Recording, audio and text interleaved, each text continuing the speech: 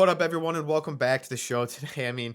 I swear, I feel like we've been waiting so long for Barcelona dominance, and I don't remember the last time where we can consistently say, like, several matches in a row where Barcelona could consistently string consistent successful performances and fantastic performances. I remember last season it would be like, okay, wow, Barcelona looked really good this match, and then the next match they barely can score or create an opportunity. And now it's like every single match, I don't want this to come out wrong, but it's like almost boring now watching Barcelona because every single match it's like the same thing. It's they're gonna catch you off sides at least 5, 6 times. Lamine Yamal and Pedri are gonna embarrass you in the midfield and defense the entire match. And then Casado is gonna just give you everything. He's gonna win balls. He's gonna control the midfield with Pedri. And then if Dani Olmo's playing, it's like every single time Dani Olmo gets the ball, it's crazy. I can't. I believe it, but I don't. Like how good he actually is. It's insane. Like it's insane how good he is. He every time he gets the ball, I feel like we're gonna score. And I think in this match specifically, I think we could kind of see that. I think the starting three in the midfield, without even a doubt now, is Pedri Casado, the two holding midfielders, and Dani Olmo as the cam. Frankie, we're still going to give him some time, but it's just so different having Olmo as that cam because the way that he attacks, his creativity, his touch, it's insane. And then Rafinha is going to spread the pitch and he's going to make these fantastic runs. He's going to shoot. He's got a fantastic left foot. He's going to cross the ball in like the perfect cross he had in on the first goal today to Inigo Martinez. And then they're going to score 4 or 5 goals every single match. Like it's insane. It's almost boring because you know the result going into it every single time, which I don't want people to like take this out of context. Obviously, it's exciting watching, it's exciting winning, but it's like sometimes you want a little bit of, and I really don't want to eat these words, so I'm going to try to word it like specifically different, but I'm not going to say I'm waiting for competition. But like Barcelona, like obviously the first like few matches of the season, like they were kind of close. I still think Barcelona could have won each by 2, 3 goals, but it was the first few matches of the season, missing several players, couple new players, brand new coach, still figuring things out. Not everyone's fully healthy and fit. If we can take out the first like match or two, honestly, if I'm looking at the schedule, which I am right now, Monaco sucked. But again, you played down a man the entire match on the road. You can't really judge that. And then who did they lose to? Osasuna? They didn't start like 5 or 6 of their starters. They barely played them. That's on coach. So when Barcelona has played all their starters and they're healthy, 7-0 against Valladolid, 4-1 against Girona, 1-0 Getafe. That was probably the worst match they've played all season. 5-0 Young Boys, 3-0 against Alaves, 5-1 Sevilla, 4-0 against Madrid, 4-1 against Bayern, 3-1 against Espanyol, 5-2 in the Champions League match today, which easily could have been 8 goals. Literally, could have been 8 goals. And now we have Sociedad, which I actually think that's a team where I think they could, I don't want to say give us trouble, but it could be a good match. Celta Vigo, Brest, Las Palmas, Mallorca, Betis. Those are like 3-0 matches every single match. And it's getting to the point where it's insane. Like it's crazy. And when I look up this Champions League, it's wide open for me this season because right now, without a doubt, the table, whatever. I don't think the table necessarily does justice because if you look at teams' performances and how they've lost or who they've played, it doesn't exactly line up. Obviously, Barcelona is going to be in top 8 after their win today, but like looking at this, Milan, right? Milan beat Madrid on the road.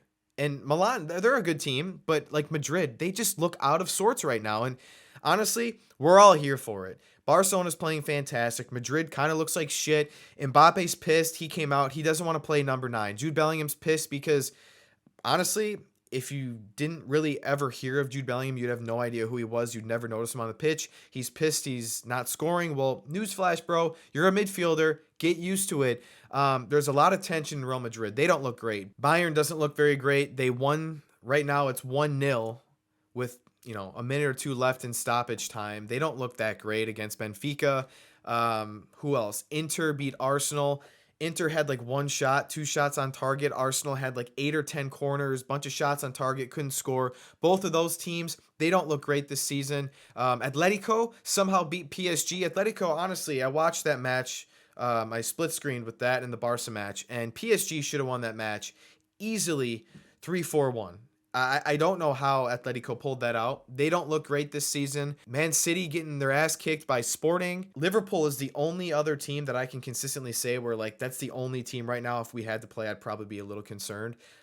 This is like a perfect and incredible time to be a Barca fan. Again, I don't want to say like, oh, it sucks, it's boring being a Barcelona fan because like they're winning. Obviously, it's not boring, but it's like sometimes it's exciting, like not knowing what to expect in a match, but we just know what to expect every time, and I think we're all here for it. Again, looking at the match, I mean, I have notes down, but again, it's Barca playing let's be honest, with all due respect, they were playing a shit team, and it's really hard to judge when you're playing a team where you know you're going to absolutely kick their ass. So let's see. In the 15th minute, I have brilliance from Pedri. He played around in the midfield, played this perfect ball to Kunde, and then Kunde plays a shit ball. I think the keeper takes it. Probably could have went right to like Louis or Rafinha. Probably could have had a goal. 24th minute, great pass, Lamine Yamal to Rafinha, poor finish. Oh yeah, Lamine Yamal feeds Rafinha this perfect pass. And what I find so interesting with Rafinha is, again, I don't want to be too critical, but one touch from the cross, driven right in the bottom corner, it was like it was nothing to him. He can score those types of goals or finesse with his right foot outside, bends it around Neuer against Bayern, can score that. But then he gets played a perfect pass from Lamine Yamal and then takes a touch and like blasts it over the net. Like that's my like one critique is I hope he can work on his finishing a little bit because for example, when it comes down to it in these big matches further down the line in the season, and he gets those chances, he's got to at least get him on target to create some extra opportunity because you can't blow those types of opportunities over the net. And again, honestly, I'm probably being overly critical just because there's not much bad to discuss right now with Barcelona, which is great. I noticed in the entire match, Lamine Yamal was, I say this every video, but I feel like every single match he gets more and more comfortable. It's like a video game watching him at times. In the 49th minute, Louis missed that perfect chance, like right inside the six.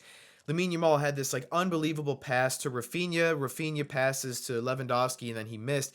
It all came right from Lamine Yamal. The kid is it. Pedri the same thing. Just the little magic he gets when he gets the ball. It's like if you guys play FIFA and you're playing with someone like Pedri or like Frankie De Jong, they're so good at dribbling. It's like a video game. You get the ball and you can turn left and right and this and that and roll the ball back and do a step over and this and that, and it's so easy for him and he just creates so much extra space, and then his passing is always perfect. He's so good. And then we got our boy Kunde with 3 assists today. The guy is turning into a world-class right back. And honestly, I think now that Dani Carvajal is out, I think it's safe to say he's probably the best right back in the world.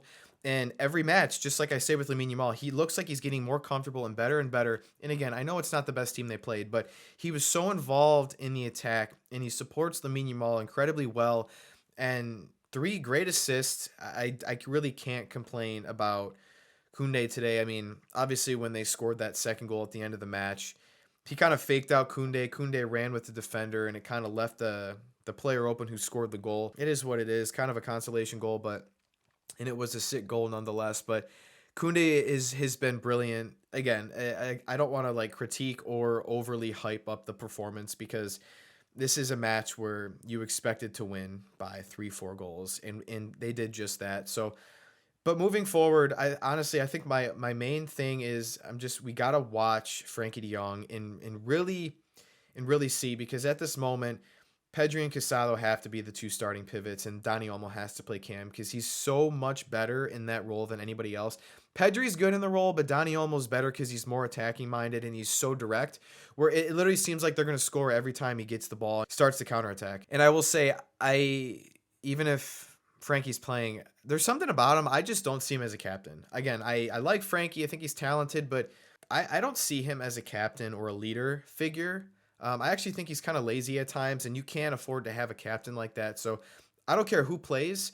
Rafinha should be captain. The only other person I could potentially see maybe being captain is Araujo when he comes back. So that's one of my other critiques. But nonetheless, I mean, what a incredible start to the season. Barcelona is just hitting their stride. Hopefully, after this next match, there's the international break. I think another one, which is kind of ridiculous. Hopefully, everyone stays fit and healthy, and we can end this 2024 half of the season with a bunch of dubs and head into 2025 with a ton of confidence and a ton of health.